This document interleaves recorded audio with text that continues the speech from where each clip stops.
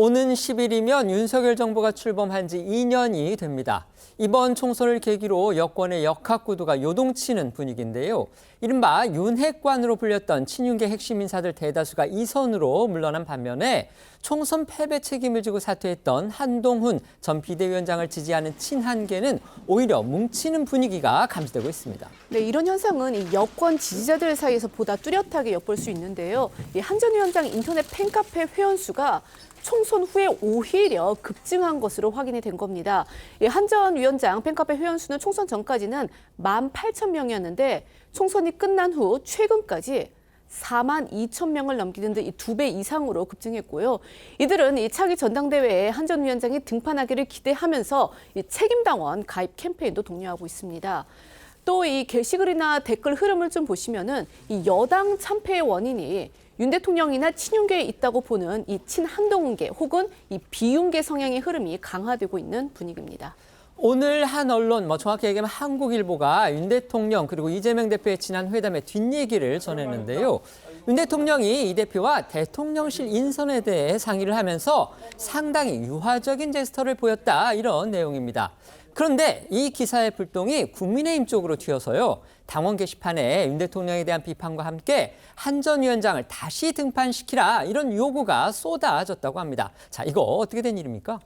네, 한국일보가 단독으로 보도한 지면 기사에 따르면 윤 대통령은 이 대표와의 회담에서 차기 대선에서 이 대표의 경쟁자가 될 만한 인사를 대통령실 인선에서 배제하겠다, 이런 뜻을 전했다고 하는데요.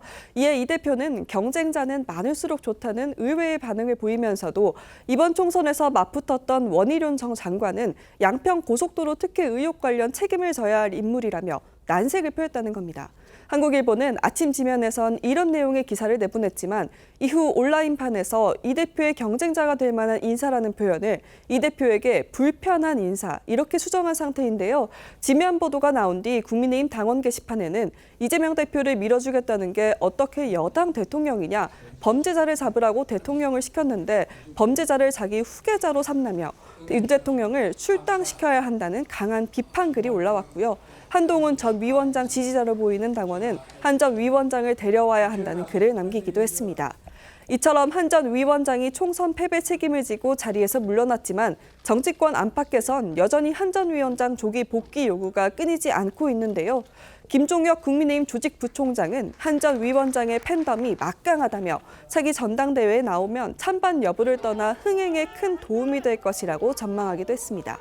인파를 몰고 다녔던 한 전 위원장 총선 유세 모습 다시 한번 보시고 김종혁 조직부총장 목소리도 들어보겠습니다.